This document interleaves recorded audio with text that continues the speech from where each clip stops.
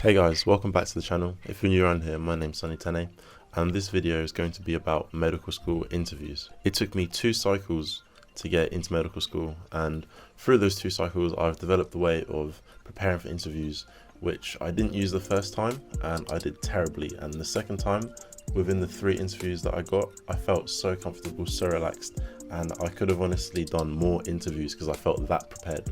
I want to share exactly what I did with you guys. A few disclaimers at first. People will think that this method is actually quite unconventional, and this is because what I'm going to tell you guys to do is what is often said not to do. If you listen to what I have to say and then decide that this method is not for you, that's completely fine. But I think that you guys are smart, so you're going to be able to avoid the issue which comes with what I'm about to tell you, but we'll get into that, so don't worry. So let's go through what exactly the technique is. So this technique uses a question collection phase, and then a question answering phase, and a question memorization phase. So in the wide range question collection phase, what you're going to do is you're going to scour the internet for as many questions as you can find. If you type in medical school interviews and you watch videos, every new question that you see, you're going to write that down. Any stations that you see, any ethical questions that you see, if you do any mock questions on Medify or on Medic Portal or on any of the tutoring sites that give you free MMI mocks, write down every new question that you see. What this will do is it will give you the biggest exposure to a lot of questions which they could possibly ask you. The next phase is the question answering phase. What you're going to do here is you're going to write detailed, perfect answers for all of these questions that you see, or perfect step-by-steps of how you would approach a station. For example, how would you explain something to someone which they've never heard about? That could be a roleplay station or an activity station. So for the questions appropriate, write steps, and for the questions appropriate, write what the perfect thing is which you think they'd want to hear, or which you could say. For the questions which aren't a step-by-step, you need to follow a framework called STAR. This is STARR. Situation, task, action, result, and reflection. Using this framework, you can answer any question very holistically, and the reflection part you could use to say what you would do differently, or you could also say how this skill would be used in a healthcare setting, for example, by a GP. After you write answers for all these questions, you're going to copy and paste your answering questions into Anki and make decks, essentially. So for wherever you found these questions, for example, it could be Karma Medic's YouTube video on interview questions. You write down all the questions that he mentioned, you write your answers for them, and then you put them in Anki under the Karma Medic Anki deck. You can do 2 things. Either make them really detailed and then throw them into Anki, or only make bullet points about things that you want to talk about and then put those into Anki. But I chose the former, which is make detailed answers and then put them into Anki. I just found that the more coherent and laid out an answer already was, I just needed to follow that path, and I didn't find it difficult to not sound robotic, because I just feel that although you are recalling something, it's not impossible to add a bit more emphasis because you know exactly what's coming, so then you can just say it normally. So this is exactly why this method really worked, in my opinion, is because you have so much information in your head by this point that they can ask you any question, even a question you haven't heard before, and you've got so much material just stored in your brain that you can copy and paste bits of answers from multiple different questions to come and answer this question that you've never heard before. And this is what I think actually stops you from sounding robotic. The answer that you have will just flow out of you because you have to drag it from so many different bits, and you will actually be thinking about your answer. And I think that this is just the most secure way of preparing for interviews. My particular issue with my first interview was the fact that I didn't have anything to say. I didn't have any information to tell them, and so that just made me extremely nervous. But the second time around, when I had all this information in my head, it made it easy for me to speak calmly and naturally, because I knew I had things to say. I knew I had information that I could tell them to at least relate to the question. And I think that solving this issue is a much bigger issue than solving your comfortability, which is something you can get rid of through practice, through mock interviews, and through even talking to yourself in the mirror or talking to a camera and then replaying it and analyzing your body language and how comfortable you seem or come across.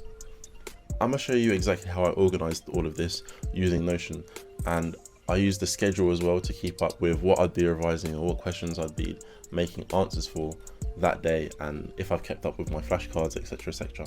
So let's dive in. So as you can see here, I first made a long list of things that I wanted to cover. For example, a list of questions that I got from a doctor called Charlie, a list of questions I found on NHS hot topics, that's from a YouTube video, NHS structure, and so on and so on. I then devised them into questions which I thought would take a long answer to write an answer to, and the opposite, a short time to answer the questions. And so I made this list, and then as I went through, I ticked off the ones that I'd done, and then it let me know exactly what I'd covered and what I hadn't covered. And I think this is a great way to keep on top of the very vast range of questions that could be asked to you, and covering as many of them definitely works in your benefit. So I'd definitely do this again if I was to resit my interviews, and I advise you to. And then secondly, my revision plan by date. You can see I started on the 24th of November. Apologies for this video coming out relatively late, but yeah, I made a column of what I was doing each day. So you can see I had work and I went to gym. Just had gym some days, just had work some days, had driving some other days. Also then see on what day what I wanted to cover. For example, on Wednesday the 24th, I said I was going to plan, which I did. I was going to go over the hot topics and then Dr. Charlie's questions. And all of this helped me make sure I knew exactly where I was in my preparation.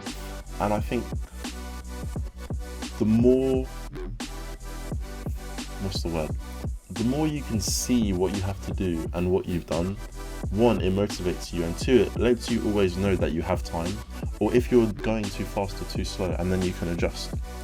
And so yeah, that's exactly what I do. And then if we go back, medical school interviews, we can see, for example, medical ethics. We've got what the 4 pillars are here. I wrote that all down. And then transplant. There are questions that can relate to transplant. 2 questions which I found that can come with the transplant topic is, do you give a transplant to someone who doesn't qualify but wants it? And another one was, who gets a transplant?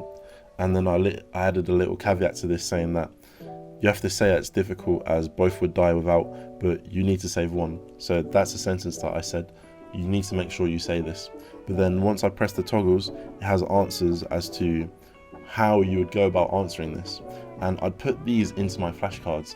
So then when the question came up, I had information attached to this type of question. So even if the question wasn't the same, I could copy and paste bits of this answer which were relevant to the question asked to me. And this speaks exactly to what I'm saying when I say it's important to have information in your head, because if you don't, then you'll freeze. It doesn't matter if you come across as not that it doesn't matter. I think the fact that you have information will bring you comfortability rather than just being comfortable, even if you're just waffling, because then you're waffling and you're not really saying much, even if you're confident. But yeah, you guys understand. But yeah, definitely make a fat document with anything and everything possible. And apart from medical ethics, I also had questions from MDP. Can't remember what that stands for, but knowledge of medical schools and teaching methods. You will have school specific questions, or you could have, so you need to prepare for that. Depth and breadth of interest, teamwork, and then all of these little subheadings you'll also find on my plan. Exactly, teamwork, depth of breadth of knowledge, you get the idea. The last piece to being perfectly comfortable in your interviews is doing multiple mock tests before your actual interviews. And this can be through anything and anyone. If you know doctors, ask them to give you a mock test. You can hand them a list of the questions that you've used, and then they can choose which questions to ask you. or they can come up. You should encourage them to come up with little follow-up questions or entire questions that they can think of by themselves, just so you can practice in real time, copy and pasting answers and being comfortable and flowing in the moment. As well as this, you can ask your parents, you can ask your siblings, you can ask your friends, you can ask your teachers. But the point is, you need mock tests. And I'm confident enough to say that if you don't do any mock testing, then you're missing out on 50% of the improvements that you can make. Because mock tests don't only put you in a more representative and real interview state, because it actually gets you nervous. Like, I actually got nervous in my mock tests, and it really helped me get used to that kind of adrenaline feeling. But it also gives you mock feedback. And I made a really big page of feedback, all the feedback that I got from each of my mock interviews, and I'll put it on screen right now.